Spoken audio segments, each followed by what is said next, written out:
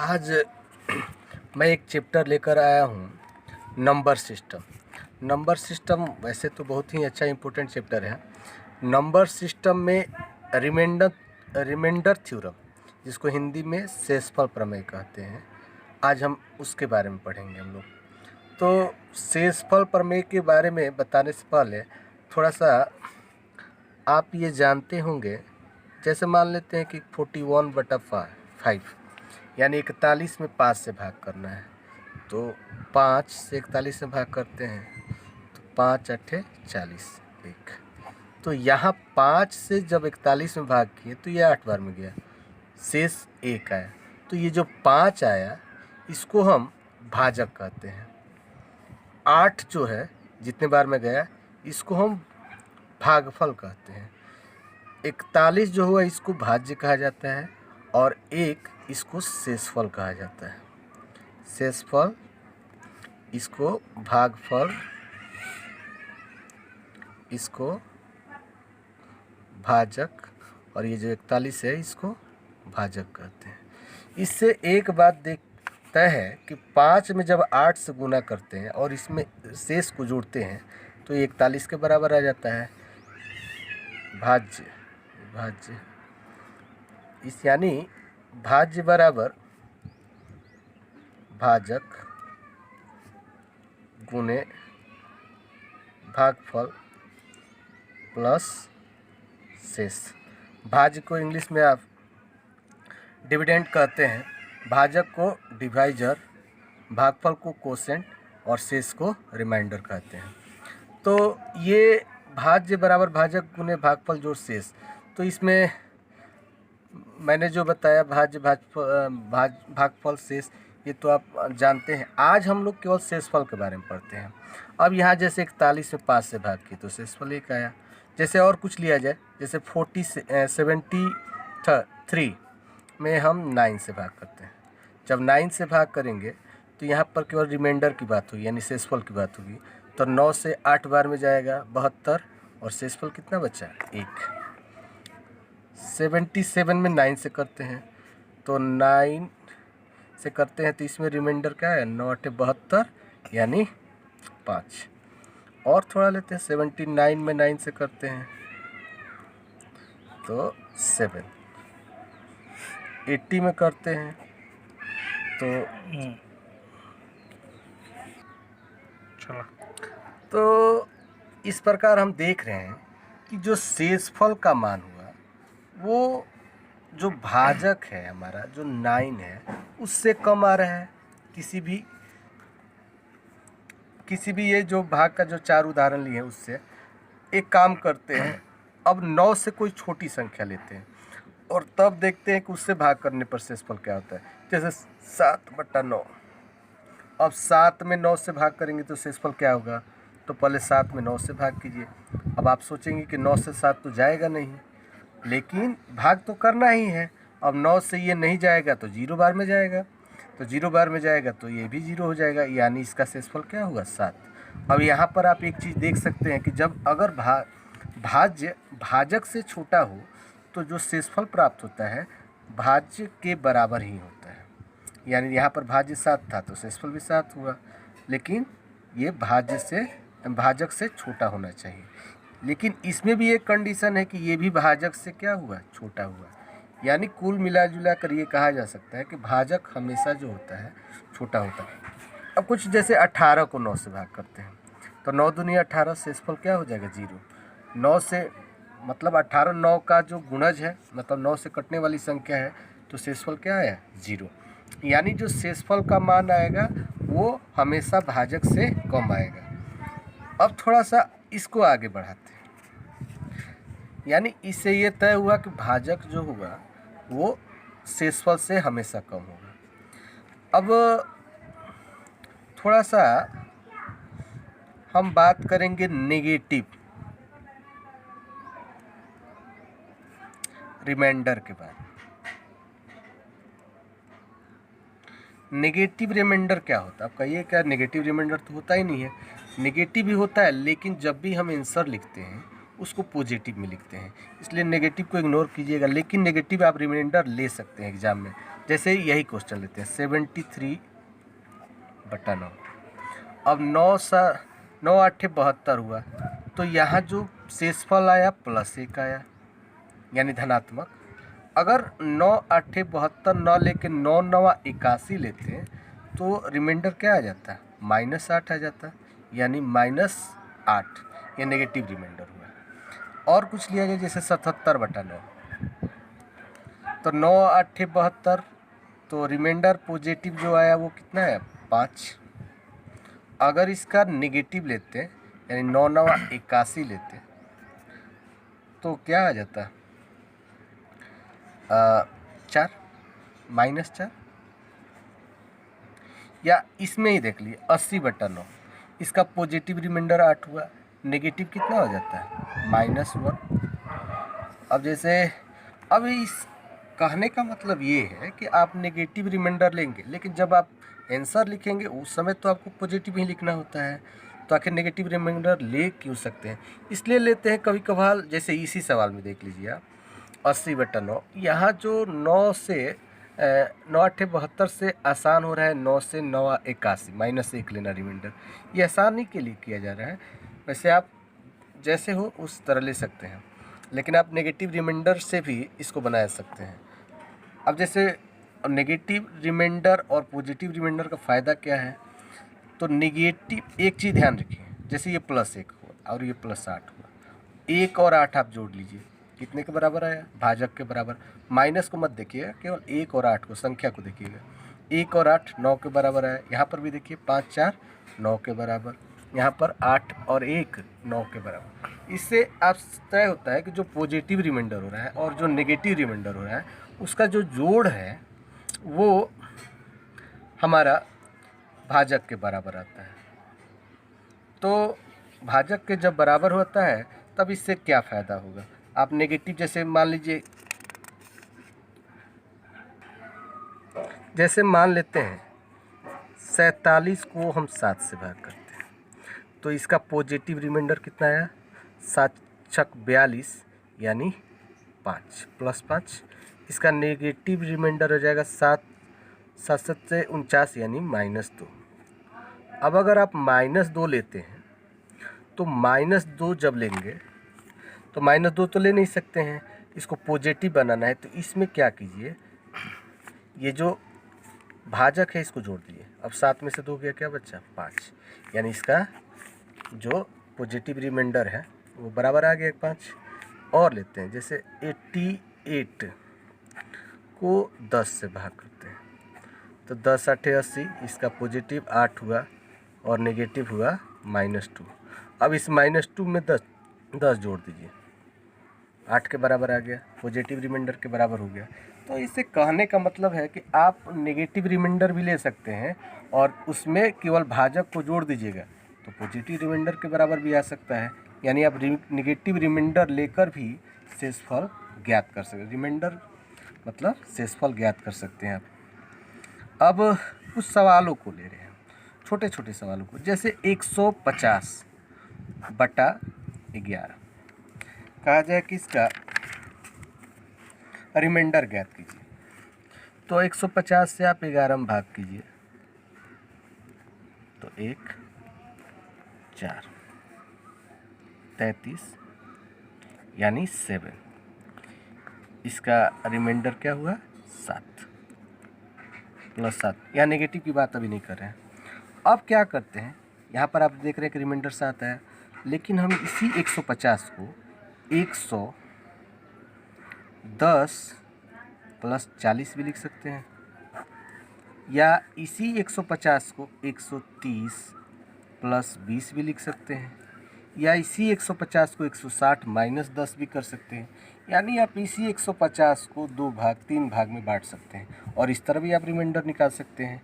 आपको जिस तरह आसान हो उस तरह निकालिए। जैसे अब इसको अलग करते हैं, 11 से 110 में भाग करेंगे तो शेषफल क्या आ जाएगा, 0। 11 दूनी 110, और 11 से 40 से भाग करेंगे तो शेषफल आया 7, तो 0 और 7 जोड़ देते हैं तो क्या बच्चा, 7।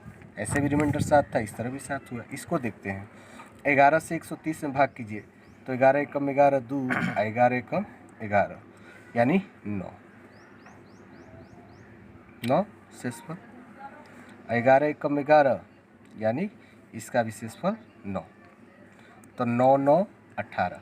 अब ये कहिए कि हाँ तो शेषफल अधिक हो गया, तो जब शेषफल भाजक से अधिक हो तो फिर इसको एक बार भाग कीजिए, तो 18 से फिर 11 में भाग करें, 18 में 11 से भाग करेंगे तो शेषफल कितना है 7, यानी इस तरह भी आपका रिमाइंडर 7 ही आया।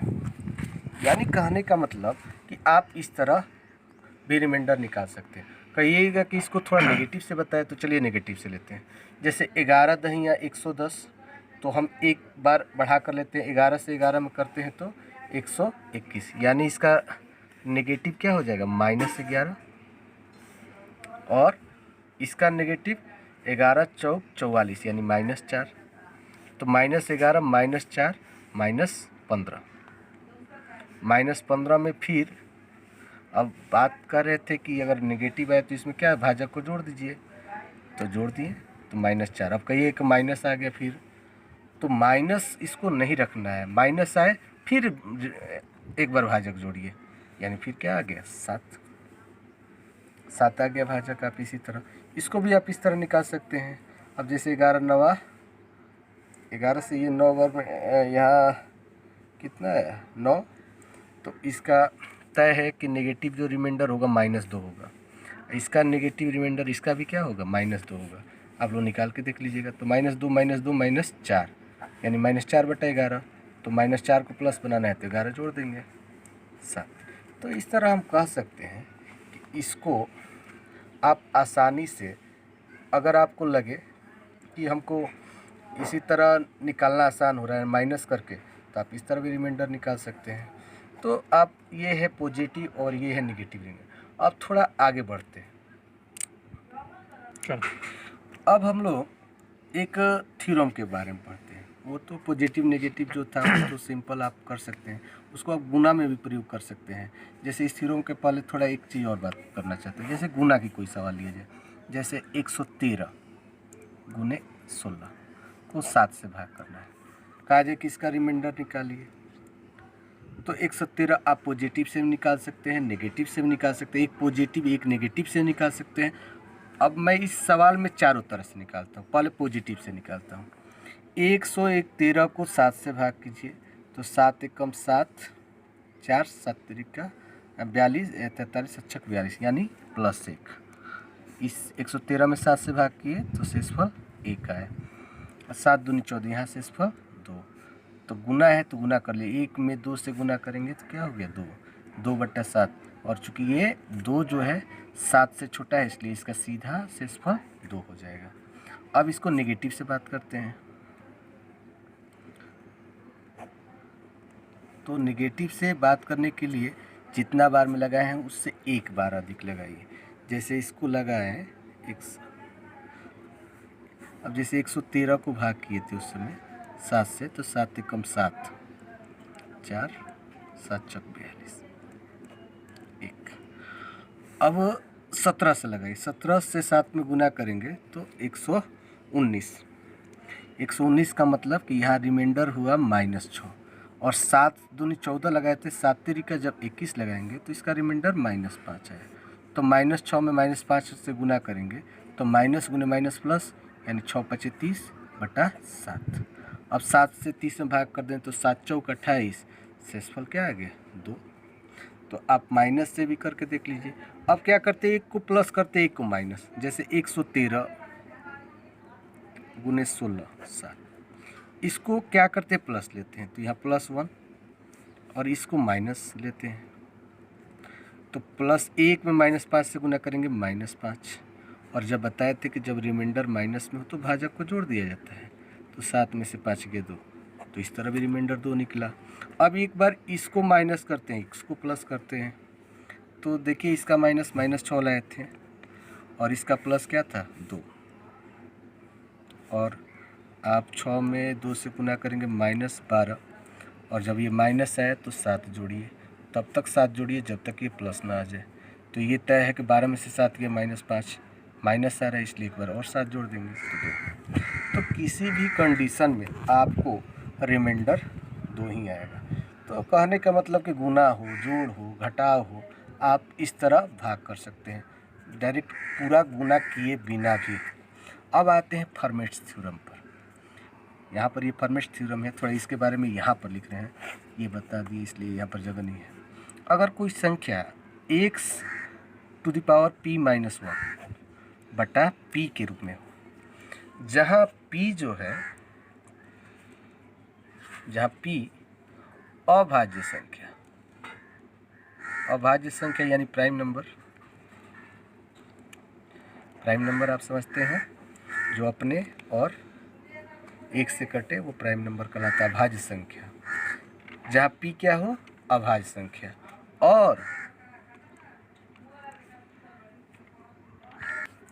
और x तथा p सअभाज्य संख्या होनी चाहिए।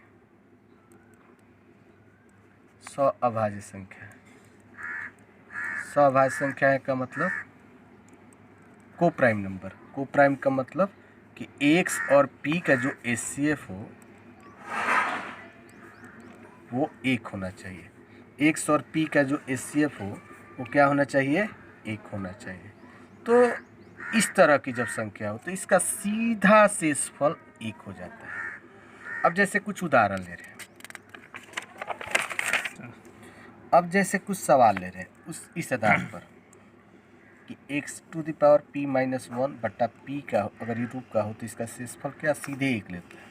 अब इसका मतलब थोड़ा हम समझा दें। बताए थे कि p अभाज्य संख्या होनी चाहिए, और यहाँ जो x और p जो होना चाहिए ये दोनों को प्राइम नंबर होना चाहिए। को प्राइम का मतलब अभाज्य का मतलब कि इन दोनों जो संख्याएं हैं इसमें अगर ये दोनों का जो उभयनिष्ठ कहा जाए, कॉमन, वो केवल 1 हो, यानी दोनों का HCF 1 हो, कहने का मतलब यही है। ठीक। अब जैसे ये सवाल देख रहे हैं, 43 टू द पावर 12 को भाग करना है 13 एक अभाज्य संख्या है। 13 जब अभाज्य संख्या है, यहाँ पर क्या है, p-1। p-1 का मतलब कि जो यहाँ है उससे 1 कम, तो 13 है, इससे 1 कम 12 हुआ यहाँ पर।